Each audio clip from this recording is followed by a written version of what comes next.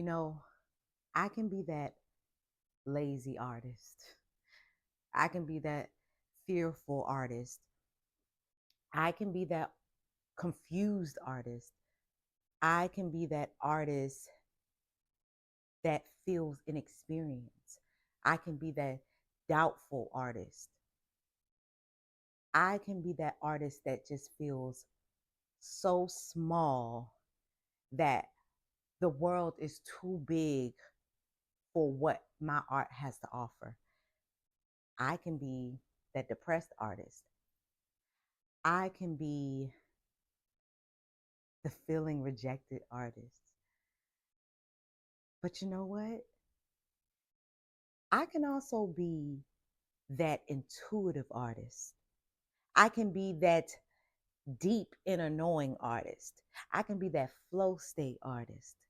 I can be that confident walk into a room and you know exactly what I'm giving artist. I can be that all deep inner knowing artist. I can be that very much intentional artist. I can be that experienced artist. I can be that productive artist. I can be that divine artist. Throughout my journey, basically, I have kind of told myself throughout my journey that my artistry wasn't valuable when putting it up against the world, right? When putting it up against what is right and what is wrong as an artist, or what is experience or what is not experience as an artist, what is professional and what is not professional as an artist. And so throughout my artistic journey, I have deemed myself not an artist. It actually took me a long time to consider myself an artist when in fact I've been acting since a kid. I've been singing since a kid. I've been writing since a kid. And so, in my career journey, I constantly tried to push my artistry away by doing more behind the scenes type things behind the other artists, right? And so, in my career path, I indirectly pushed away my own artistry. And there were several moments, pivotal moments that made me realize that that was what I was doing. And so I've had this ongoing journey of bringing myself back to my artistry. But what I've realized is that what the trigger is in that, what makes me deem myself not valuable as an artist is the overstimulation, the information overload nature out here that we now, try kind of put up against or weigh up against who we were divinely made to be.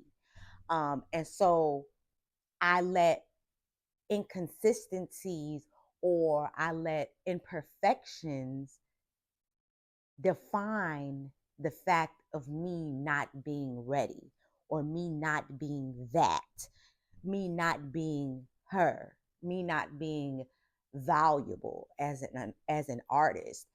And so it was never, the reality is it was never what the world said that made me invaluable as an artist. It was me agreeing with what the world said that made me invaluable as an artist.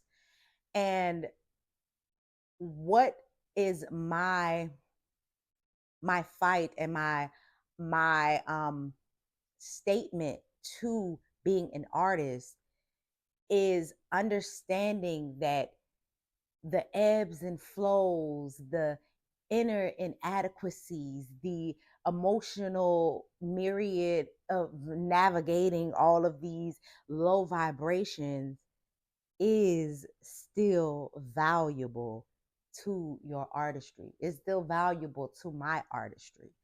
And so that is why I create spaces for artists to understand that, be that, and practice that. And also to support in those things. If you're a lazy artist, I might if you're a lazy artist, then let's get together and create and be productive together. Right? If you're an unclear artist, I create spaces that help bring clarity, right? Bring understanding, bring flow to who you came here to be. So that is what I do. I create spaces for artists to be their innate selves and navigate their human and divine nature. And I would love I would love to invite you guys to, navigate the artistic journey with me on my Substack. I now have a Substack expressions along my artistic journey. Where expressions of those different states, of those lazy states, of those depressed states, of those states that I didn't feel as adequate.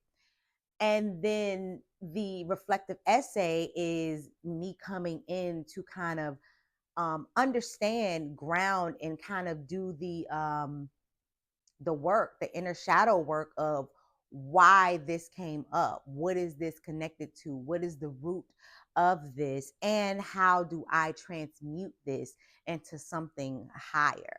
What was I thinking when I wrote that poem? And how did I transmute, or how you transmute these same type of emotions?